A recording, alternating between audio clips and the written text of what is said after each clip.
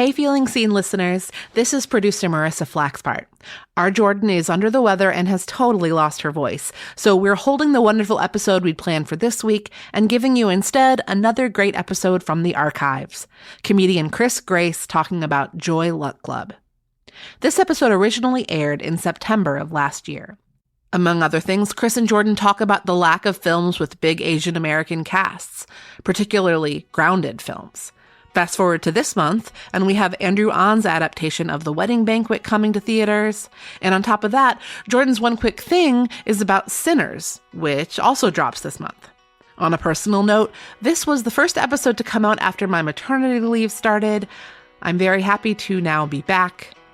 Jordan will be back next week. Until then, enjoy her delightful conversation with Chris Grace.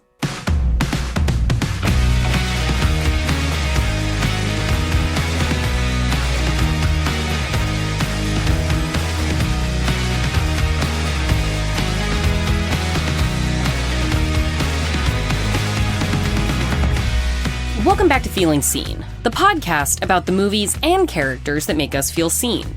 Today, my co-host is a comedian, actor, and mansion, according to his Instagram bio. You may have seen him on NBC Superstore, Pen 15, or Broad City, and gracing us with his presence is Chris Grace. Chris has a new comedy special out on Dropout, and it is called Chris Grace as Scarlett Johansson. Yes, Chris Grace as Scarlett Johansson. It's about racial identity and representation inspired by Johansson's infamous starring role in the 2017 movie Ghost in the Shell. It is hilarious, multi-layered, and filled with a lot of wigs, and you can stream it on Dropout now. So let's get into that conversation with Chris Grace. My co-host with me today is a real multi-threat comedic figure. Chris Grace, is there anything else that people need to know about you before we get started? No, I just like that you said multi-threat. Like all of my art is a threat to people. I mean, comedy, a great form of truth, a threat to the establishment, perhaps. Yeah, exactly. As I understand it, I was reading your Reddit AMA that you did about Chris Grace is Scarlett Johansson, as Scarlett Johansson. And you were saying how you performed this at Edinburgh Fringe, which I feel like maybe people have heard the name of, but maybe don't realize that it goes for a month. Yeah. And that's not like necessarily different things happening all the time. It's people performing for a month. Yeah. I mean, if you sign up for the whole month, which I did, you do your show 27 times in a row at the same time every single day. Also, I want to just give myself credit because I think I put more effort into that Reddit AMA than most people do on their AMAs. I was at my computer from noon till 4:30 p.m. just typing away. Sorry, you asked me about Fringe. Yeah. And the reason I wanted to bring up Fringe with that boot camp of 27 days, back-to-back performances, I wanted to hear how, if at all, did you hone this performance over the course of 27 back-to-back shows? Were you surprised by maybe little tweaks or changes that you made, or did it really exit the same way that you came into the festival with? No, it did not exit the same way at all. I didn't do major overhauls in terms of the structure of the piece, but, and I do call it the piece because that maintains my pretension.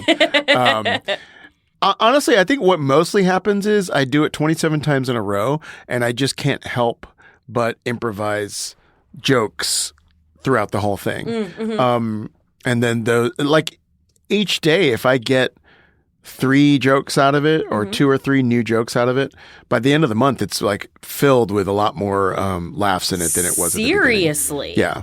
2 jokes a day over a month. Yeah. I feel like you're coming to people with at least a joke a minute. That feels like great joke density. Yeah, I mean, I have a pretty loose approach to performance, which my husband, who directed the show and my last show this past August, I think he sort of wishes I stuck to the script more often. Also, particularly with Scarlett, he was running the tech as well. So there were some moments where I was doing some creative editing where I would forget a whole chunk of the show, reorder it somewhere else. Okay.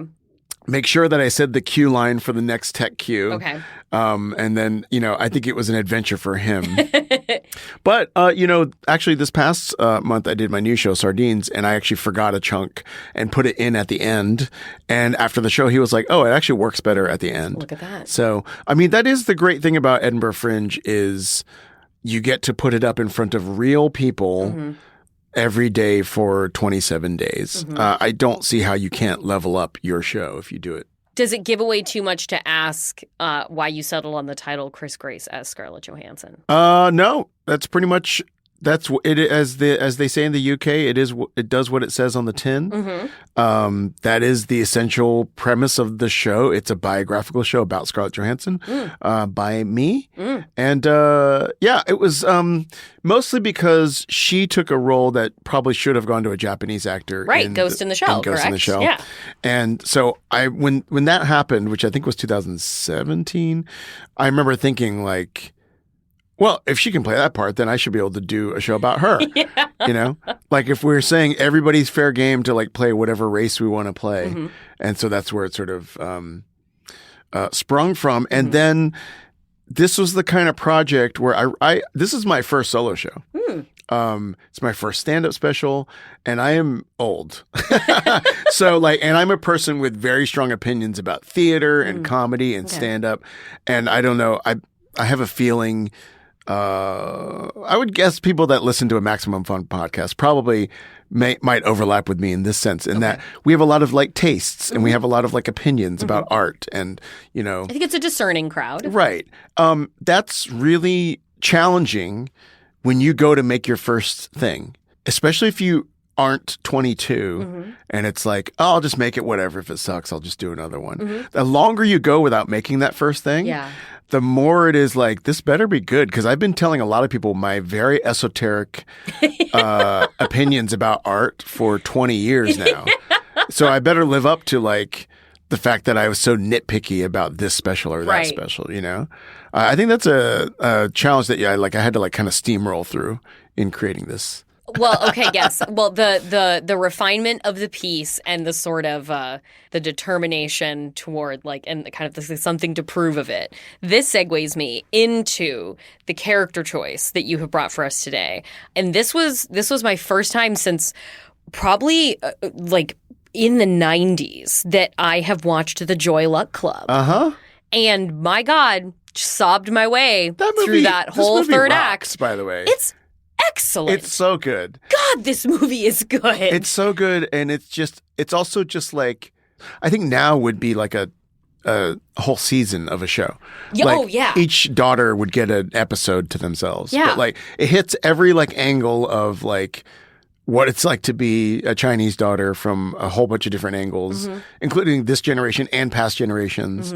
So I knew it was really good. I knew it was really a tearjerker, but I was refreshed watching it again, just being like, oh, this just rules, in terms of just a bunch of interesting scenes over and over.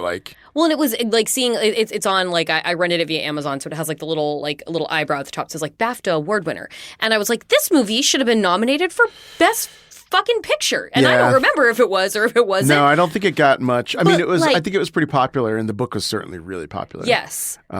I was suddenly, it was like, this is as goddamn, if American Beauty in the 90s can march up and be a sensation at the Academy Awards, regardless of the Kevin Spacey, just the whole fact of its existence. This, it works if you watching it as a younger person and probably connecting more with the narratives of the daughters.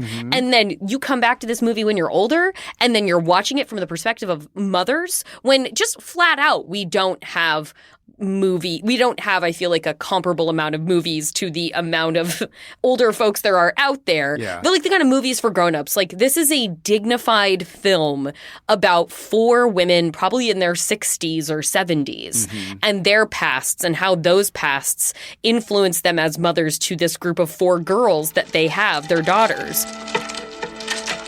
My mother started the Joy Luck Club having met all these women in church. Auntie Ame, Auntie Lindo, Auntie Ying Ying. For 30 years, these women feasted, forgot past wrongs, laughed and played, lost and won, and told the best stories.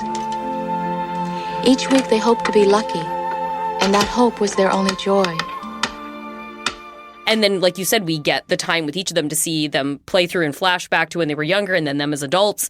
And the dignity that it gives the story of older women is also still something, even in 2024, that feels like a precious thing to watch. Yeah, and also a very wide-ranging project in terms of like we got to shoot things in modern America. We're also doing these period pieces. Like this, I actually think the scope of it's pretty impressive. I think it's like 2 hours and 15 minutes or something, and it's actually kind of shocking how it both, I felt like, breezes through that kind of emotionally dense of material while feeling comprehensive in the way that it is meant to, without ever being like while doing it in under 4 hours. Yeah, like the economy of this movie and the beauty of it. People should be, I know it's a big deal of a movie, but like, let's put Joy Luck Club in repertory theaters more often, you guys. Oh, that's a great idea, actually. We got enough of it. We're wonderfully blessed here in LA to have repertory theaters, and I don't feel like I'm getting that many chances to watch Joy Luck Club on the big screen. Also, I feel like we should make like a stage version of it or something. And, you know, it has very serious topics in it, but it actually kind of has like a light touch throughout. And I think the acting is just very deft throughout. It's just, it's also just a series of just like very, very good Chinese and Asian actors. Oh, like, God, throughout. wow. All of whom I think probably deserved better careers than they got. Because I think in the context of when this movie came out, I think there is a feeling of like, okay, this is like a little bit of a breakthrough. Like, now these people will get some more work, or like we'll be addressing these kinds of situations again. And it really didn't happen again until Everything Everywhere All at Once. Yeah. I mean, I remember when Everything Everywhere was coming out, it was like, this is the first time there has been an all Asian cast of like a Hollywood film since the Joy Luck Club. Like that movie got brought up a lot alongside Everything Everywhere because there wasn't a renaissance that was galvanized from this movie. Not at all. There was Crazy Rich Asians, which also was not very long ago, but that focused more sort of on like wealthy Asian people in Singapore. Like it really wasn't really about an Asian American experience, even though I think Constance Wu was an American in that. But in the same way, like when I was growing up in the like 80s and 90s, there was a galvanizing moment for like gay films. Yeah, there was new queer cinema. There was yeah. a great black cinema movement happening in the 90s. Yeah. The indie cinema movement coming out of Sundance was tremendous. Yeah, so when I was in college, I remember in college watching Longtime Companion in an auditorium with like 6 other people and feeling like that movie was so good. And I remember thinking when Longtime Companion came out, I was like, we will know, like, what'll be great is when there can be bad, boring gay movies. You know? And by the way, we've achieved that. Oh, absolutely. Yeah, we are treated as equals when it comes to being able to make bad gay movies. bad hack cliche movies. But I mean, that is the measure of like, you know, the tolerance that an industry will have for a variety of projects. But there were a lot of movies that you could watch if you wanted to watch gay people on screen, right? After Joy Luck Club, it wasn't like there was this big flood of films to watch. I mean, there were some occasionally. I remember a film called Motel that I liked a lot. There probably are like ones, but they weren't part of like the film festival circuits or like you open up the Village Voice and there's a review of like this movie called Edge of 17 from like way back, or you know, or Beautiful Thing. I'm just thinking like I can think of like 10 gay movies, from that era, and it's just weird that it for Asian American and Asian people that it was like Joy Luck Club, and then like Everything Everywhere. Like the gap between those is immense. Yeah. And also, I will say Joy Luck Club is even more distinctive than Everything Everywhere in that I love Everything Everywhere. It's like one of my favorite films, but. Like I love that. I love Shang-Chi. I loved a lot of these like new films, right? But Everything Everywhere, as good as it is, still has martial arts in it. Yeah. You know, it's like they're still like fighting and kicking, and so Joy Luck Club was just about like suburban life contrasted with you know, a life from China and how it, you know, I think before we had words for it. That movie is about like generational trauma. And that wasn't like something we even acknowledged back then, really. Watching Joy Luck Club and then thinking of like, because you mentioned in the roles that you had felt connected to, like you mentioned Everything Everywhere, and it like even with the infusion of like the punching and kicking and essentially like disguising a like kung fu sci-fi movie as a family drama, as they did in Everything Everywhere, they're both movies that seem to pull heavily into the theme of like hope and expectation between like intergenerational connection. Yeah, in terms of setting up the next generation, that part of your life is about like sacrificing so that they can get somewhere. And what happens if they don't do the thing you want? Like you feel like you've sacrificed to get your children to a certain place, and then they're either throwing it away, or they're marrying a white person, or they are gay. Yeah, it's definitely, I mean, that's definitely part of the culture for sure. Like there is a lot of, you're reminded very often that like your parents have like come from another country to be here, right, to give you opportunities. And so like you do feel this weight. 4 o'clock, turn off TV, practice piano time. I couldn't believe what she was saying. Like I was supposed to go through the same torture again. Forget it. What'd I say? 4 o'clock. I'm not gonna play anymore. Why should I? What did you say? I'm not your slave. This isn't China. You can't make me. Get out! No! No! No! I won't. You want me to be someone I'm not. I'll never be the kind of daughter that you want me to be. Only 2 kinds of daughter. Obedient or follow own mind. Only 1 kind of daughter could live in this house. Obedient kind. Then I wish I wasn't your daughter. I wish you weren't my mom. Too late to change this. You really don't have the like freedom to just be like, fuck, I'll just do whatever I want. Like I don't think I ever felt that. How old were you when you watched Joy Luck Club? Whatever year it came out. Can we refresh ourselves what year it came out? 1993. Yeah, I think I saw it in the theater. Okay. I think I knew it was important to go see this film. Also, as a 13-year-old, weird film to see. Like, I was wondering if you remember it as something that felt important. Oh, yes, I do. Okay, absolutely. okay. But also, I was an aged child in terms of my tastes. Okay. I mean, I was in the theater program in junior high and high school. I was very, I was probably marinating on some of the things I still rant about today. So, like, when Joy Luck Club came out, it felt like I did feel changed by it. And I was optimistic about like, there is a thing that I think if you are represented regularly in film, I think you underestimate how much it means to like see somebody that like has a life that resembles yours. For sure. And the way that if you're not a straight white person, I mean, really straight white man in America, you build up this muscle of like, oh, like Die Hard, I can identify with John McClane. Absolutely. Talk about that all the time. Like the training of people not represented by the popular and the mainstream, having an ability, like a special creative genius in my estimation, to create space for themselves because space is not made. Yeah. So it's like, yeah, I could be Flash Gordon. I can be this guy and that guy. But you don't realize that you are doing that, right? And then when you see something where you don't have to exercise that muscle, because it's like, oh, there's so many people in Joy Luck Club that remind me of my sisters.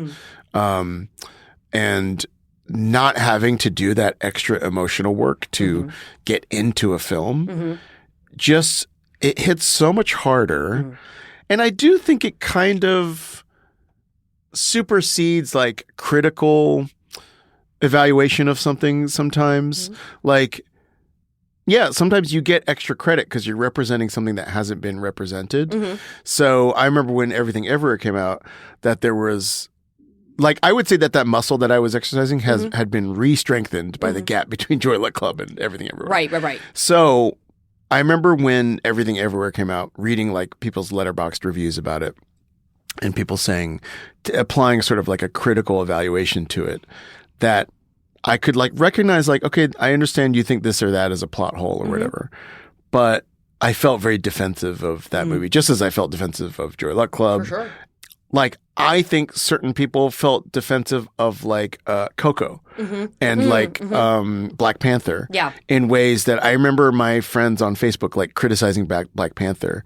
And I remember feeling like we should have some respect for the fact that this is doing some representation as well. And that's genuinely separate in our culture from, oh, does the script have a plot hole in it? Yeah. Or, I remember when I saw Coco, people in the audience, so I teared up watching Coco. Oh, yeah, I wept. But I teared up early because people in the audience were laughing at some in-joke reference, and I can't remember what it was. I think maybe it had to do with like her shoes or something, like the chancletas or something. Yeah, the chancla, yeah. Chanclas. And like, there was some like reference to something where people in the audience laughed in a way that the laugh was familiar to me. It was like, oh, you've seen that before and you're laughing because you felt seen by this moment. And that made me tear up, even though I didn't get the reference, because the thing of the people seeing themselves like really was moving to me. And,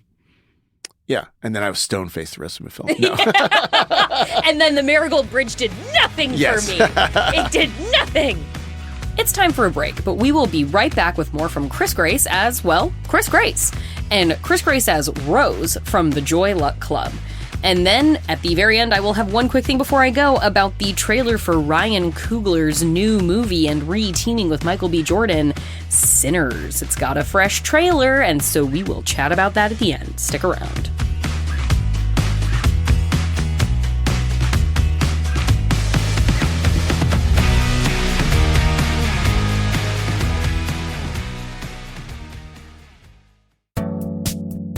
A special thank you to the Max Fun members who joined, boosted, or upgraded their membership during this year's Max Fun Drive.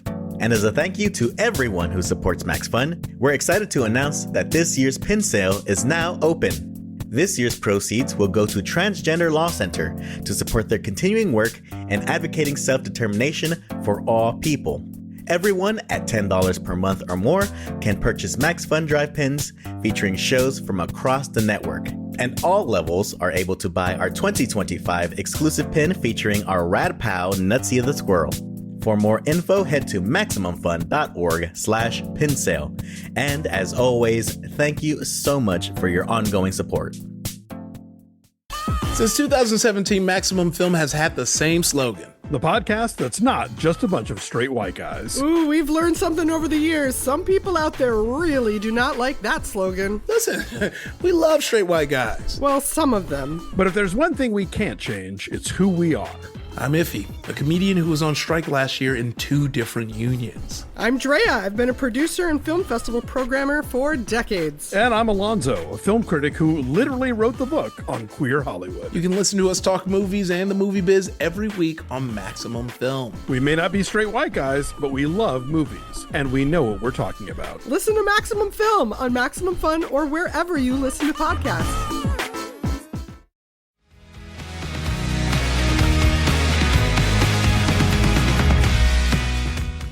We kind of asked on the, followed up with, like, is there a particular character that you felt most identified with in the movies and within Joy Luck Club? And you mentioned Rose. Well, it's hard to pick because honestly, like, Sure. I would say all of the daughters I relate to in some way. Now, when I saw it back then, it wasn't necessarily that I related to like, oh, I'm in a relationship with a guy that like wants to split every bill 50-50, Yeah. right? Which is a wild Yeah, Lena relationship. felt like she was in the shittiest position, honestly. Yeah. I was like, wait, we never actually got a better resolution on Nina's relationship. Is she okay? Yeah. Now with Rose, who is in a marriage with Andrew McCarthy. Yeah. I think part of it is the storyline. I think part of it is Rosalind Chow, who plays her. She seemed very familiar to me and familial.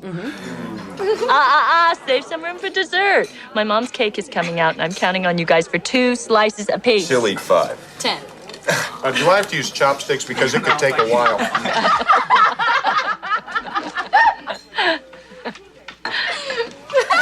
Where's Jennifer? Oh, her Auntie Jung is putting her down for a nap. Oh, I'll go check on her. And she has been a person that, like, if I ever get to work with her, like, it will be very precious to me to be able to, like, do something with her. And I'm married to a white man currently, so I also can relate to. Also, Andrew McCarthy being in it, like, he is also representative of a certain thing from, like, the 80s, Oh, yeah. So and like, because you're kind of like you're used to all these women being let down by the men in their lives in these flashbacks, and to see him emerge through the end of the movie as just like, wait, no, he actually is like good. Like he's actually what he wanted from her was more of her, and what Rose felt she needed to do was be less of her in service of him. Yes. Even when he was like, no, but stop, please stop that. Like, please don't do that. Honey, should we eat in or out tonight? You decide. Well, if we eat in, I've got lamb chops, or I could call Ernie's, or Square One. Whatever you want. Really, it'll be great.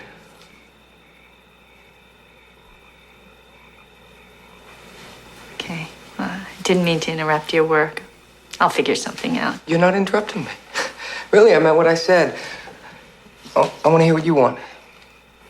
Because I could defrost a chicken if the lamb chops are too heavy. I mean, you've had a hard day. I don't really care. I just want you to be happy.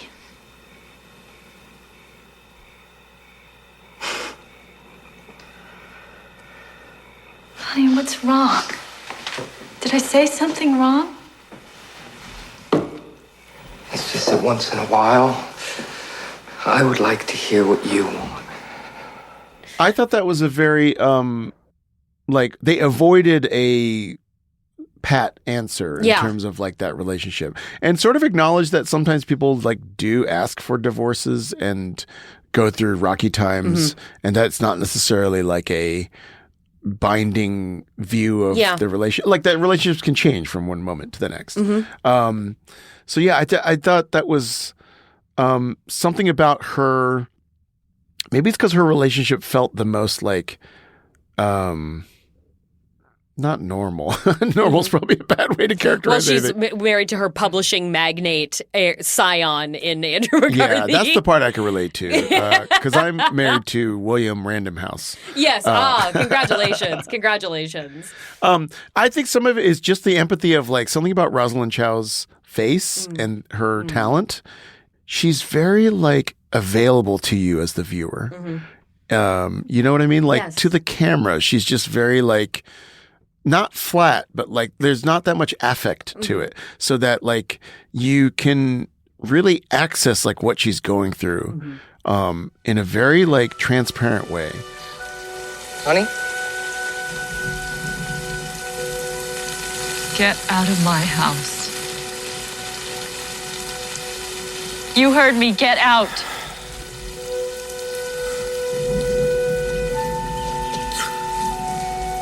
Honey, it's our house.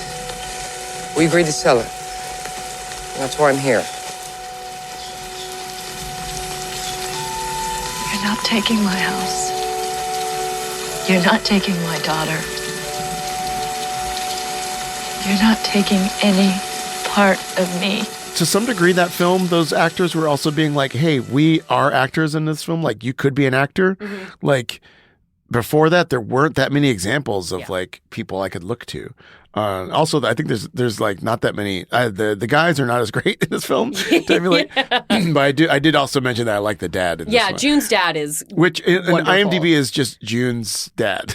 I just remember that he has a monologue where he's like, you know, you have the best quality heart. You know, and I do remember thinking like.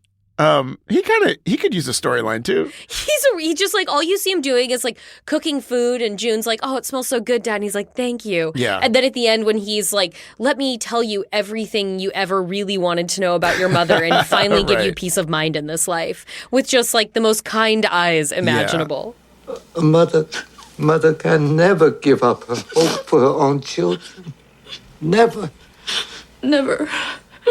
But she never did. On the day you're born, she transfer all her hope to you, all hope from those babies. She transferred all her hopes to me. Mine, too. Oh, I love you, Daddy. That is a part of the film that I don't relate to because it speaks to a very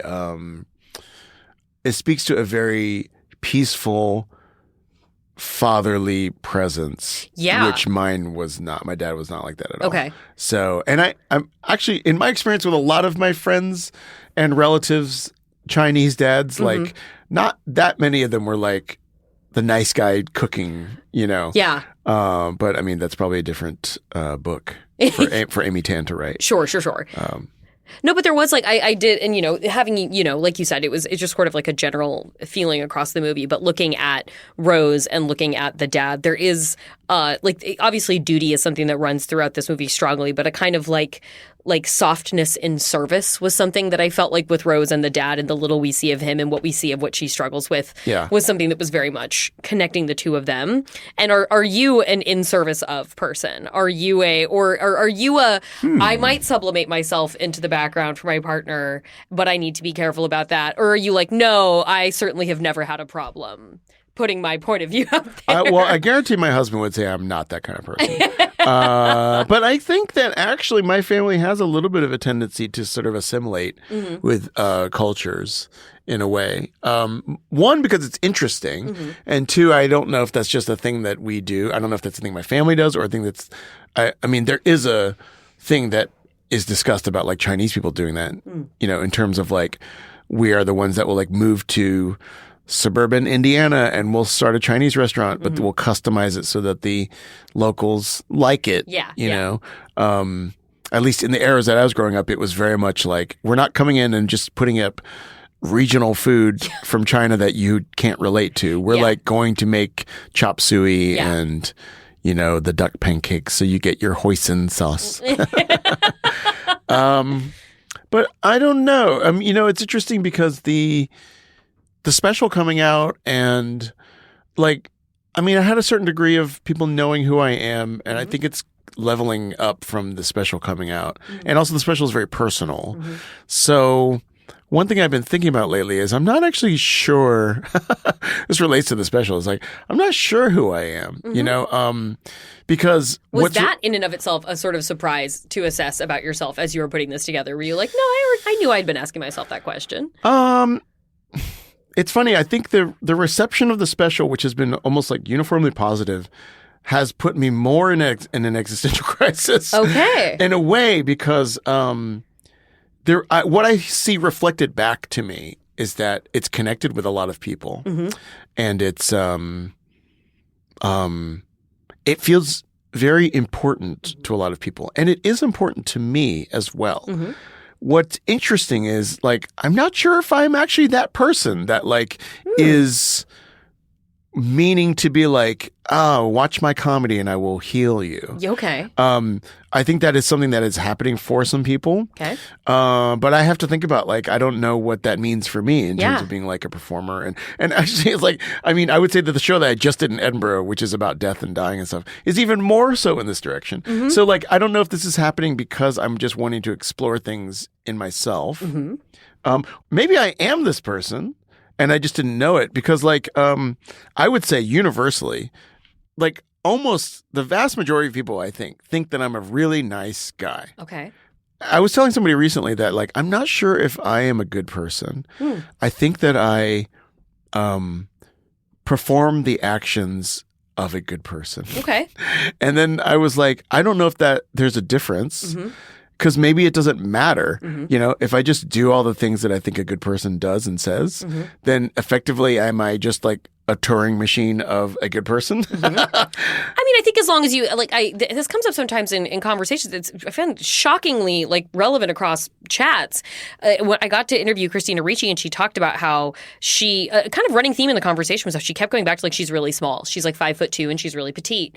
And she was saying, she's listen, she's I don't believe in altruism. I don't think altruism's real. She's if I go into a situation, she's like, I want everybody in a room to like me because I need to feel safe in every room. I want you to like me because I want you to make sure that no harm will come to me. Right. And she's like, but as long as the outcome is that people are being good to each other, then who gives a shit if it's altruism or not? And I was like, what? Fair point, Christina Ricci. Yeah, for sure. And I actually don't know if maybe my reactions to the world of being like, hey, I actually like, if you look at the things I do, I am a very generous person and I am very generous like with my time as well. Thanks for being here. Yeah, exactly. Normally, if I was white, I would not be here. I would never. Completely respect that.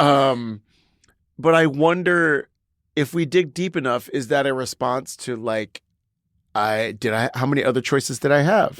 Like, did I have a choice to be an actor in show business and also be kind of a dick? Are you in the Rose conversation? Are you somebody who has had to do the work of finding their value to insist upon it, or someone who has had to insist upon their value in a system where you feel like it's just not meeting what you know to be true? So now I think, so when you asked me before if I like sublimate myself, I think that in personal relationships, I don't. I think in some business relationships that I have been more, like I'm not a person that's been like, oh, you want me to come in for an extra 3 hours? Yeah. Well, then you're going to have to pay me this or whatever. Yeah. There is a strain of this sort of discussion these days about this kind of stuff, like, you should never work for free. You should, like, the cliche of like you do something for exposure or whatever. Right, yeah, being paid in exposure. I agree with all that. Like, I think that's all true. Sometimes I question if people that are marginalized have that luxury. To be like, oh yeah, I'm not going to do that job unless it pays me $500. Yeah. Because sometimes it's have like my Linda Evangelista moment. Yeah, because sometimes it's like, oh, they won't even like you. I'm not going to say you have to, but you feel like you have to take the job to even show that you can do the job. Yeah, to show that you can do the job. Yeah. The way that I look has never been a way that people go, oh, you should be an actor. Okay. And no one has ever been like, oh yeah, I thought you were going to be an actor. Like the implicit bias of like the way I look never has implied that I could do the job. Our society is grooved in that way to where if I, like when I was graduating high school, if I said I'm going to be an electrical engineer or computer science major, that people would be like, oh yeah, that makes sense. Yeah. Even if I had shown no aptitude for it whatsoever. I am like Rose in that sense that like there is a sort of like go along to get along type thing sometimes. I think even with my solo shows that like I pitched the Scarlett Johansson show to like multiple grants and like, oh, we have an incubator where we're going to have somebody work on a solo show. Yeah. And I thought the concept itself was very compelling. Yeah. Like it seems like the feedback would agree. Well, and also it was very easy to market last year before people had seen anything, right? It was just like, here's the title. The title itself, people were like, oh, that's kind of funny. Really great title. But I would say in the world of like independent theater producers, comedy producers and stuff, there was still like, I had to like make the whole show before anyone believed. I had a producer, you could make the whole show. A guy that was going to produce and finance the show backed out of the project halfway through last year after I had done a reading of it that got a standing ovation. So like there is a thing I think that you fight, and I think it's connected to this like representation thing where like it's like you feel like you have to prove yourself over and over again so many times. I know that's generally true in show business as well. Sure, but I think more true for some than others. Do you find that, like, with you say, with this sort of dawning of an era in which you are exploring really this very personal material, it sounds like, and getting feedback that suggests a kind of impact for the work that's like, is this my mission? Like, is this what I'm out here doing? Is impacting people in this way? Like my comedy will heal you. Do you feel like you are being perhaps misperceived and you are wondering sort of how your presentation is affecting that perception? Or do you feel like you are being accurately perceived in a way you've never recognized yourself to be? I think the effect it's having on people is accurate. Okay. I think what's happening is that I have no qualms about being extremely raw and personal about the material that I write and perform. I also have no qualms about being very dark and cutting under it. Mm-hmm. And I think that is truly expressive of like my comedic sensibility. Mm-hmm. And so I think there's an effect that has, which is people feel seen by Mm-hmm. that. But it's not necessarily like my direct intent. Mm-hmm. It's just like happening because I think I am trying to like burn things down in this crucible to be as pure and true as I can make something in a Mm-hmm. moment. And then 30 seconds later, make a joke that like cuts out the legs from it. And I think that might be reflective of like the way people travel through the world. Mm-hmm. And so they're seeing themselves in that maybe. And I think it might just be a side effect of like, I am very transparent. So like, I don't have a lot of defenses up in terms of the way I present myself to the world. And so I can see a world where that would be inspiring to somebody else. Mm-hmm. Whereas it's not necessarily like I think the more I think about like how healing my comedy is, the less funny it's going to get. And the thing is like, it can be as healing as you want it to be, but if it's not funny, then if it's not funny and it's being billed as a comedy, then people are not like, I basically think of all that stuff as like vegetables, and like people don't want to eat a show that's all vegetables. True. Yeah. Okay. Yeah. They need some like candy in there. Like you're getting meaning and you're getting thematic things and stuff like that, but it's sort of like slipping in the side door as you're. Like I can't ever have a show that's like not entertaining to watch, Well, you also, speaking of shows that are entertaining to watch, you also have a show coming up at the Dynasty Typewriter, Blood on the Clock Tower Live. And congratulations on Chris Grace as Scarlett Johansson. And thank you so much for taking the time to be here today. I am glad that you are not yet too famous to have said yes. Yeah, I always say yes to this. I'll have a new movie next time. Everyone should see The Joy Luck Club. Yes, everyone should watch The Joy Luck Club. It's so delightful. Like, if you watch the trailer again, you're like, I don't know if I'm ready to cry. It's like, you will, but not how you think you're going to. I don't think. And it's got a couple of cries in it. Like, it's got one specific one that is just so, like, you will give it up. You know what I mean? Like, Like, it's just like, oh, you got me with that one. Yeah. Like, it'll get you. The circumstances of this particular story combined in a way that is just a great moment of drama. And the movie's just like, yep, you just got to take it. So yes, thank you, Chris. And we appreciate your time for joining us Thanks today. for having me. Thank you.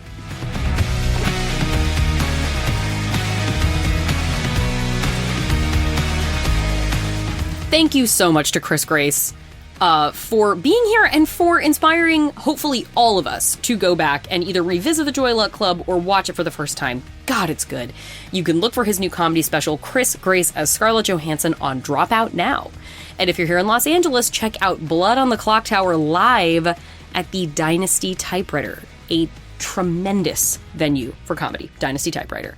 And now that one quick thing before I go, very not Joy Luck Club related, I just want to say shouts out to the Sinners trailer. A, like, Southern period piece vampire action horror movie from writer-director Ryan Coogler and star Michael B. Jordan. 2 stars Michael B. Jordan. He's playing twins in this movie. And those twins are returning to their hometown after a period away to, I think, kind of like, restart their lives. And they find some true insane horrors. There are parallels being drawn to the trailer with From Dusk Till Dawn, the stuck in a facility made of like dark tones and wood overnight with a collection of vampires. Michael B. Jordan, looking all the Michael B. Jordan he can be. His arms like pythons made of rocks, walking slow motion toward the camera, firing a Tommy gun while wearing a white tank top. Vampires. Haley Steinfeld in it in like a satin slip dress for like a second in the trailer. Don't hear a word from her, but God, let her be a vampire. Let her be a bad guy. I don't want her on Team Hero. I want Haley Steinfeld to break bad. I want her to be the worst of all the vampires. I want her to be an infiltrating horror Please, Ryan Coogler coming back to originals form after a run with the Marvel Cinematic Universe in which he did tremendous work, working so often with Michael B. Jordan. What a team. This is coming out in March of next year. I have already seen many people citing it as like, well, here comes my most anticipated movie of 2025. This just looks rad, man. This looks rad. This looks like it's going to make me feel like 30 Days of Night makes me feel, which is such an underrated bloodsucker movie. Yeah, I couldn't be more. Nosferatu's coming. Awesome. Sinners, I think, might be my most, I'm certain is my most anticipated vampire movie to come. Yeah, this looks rad. There's no higher commentary on this, guys. It just looks friggin' awesome. I feel like I've waited for it my whole life. Time for the credits. That's our show. You can follow us on Instagram and Twitter at FeelingScenePod or send us an email at feelingscene@MaximumFun.org. If you want to follow me, I'm JorCrew on Twitter. Our theme music is by Andrew Epen. This show is produced by the wonderful and singular Marissa Flaxbart, who is taking a short break from Feeling Seen while on maternity leave. You are the best. You are fantastic. We miss you, and we are so glad to be in the very capable hands of producer Danielle Huesias to the Feeling Seen team. What a treat that is. The Feeling Seen roster is so deep, we simply cannot go wrong, and that extends to our senior producers of Kevin Ferguson and Laura Swisher, and this is a production of Maximum Fun.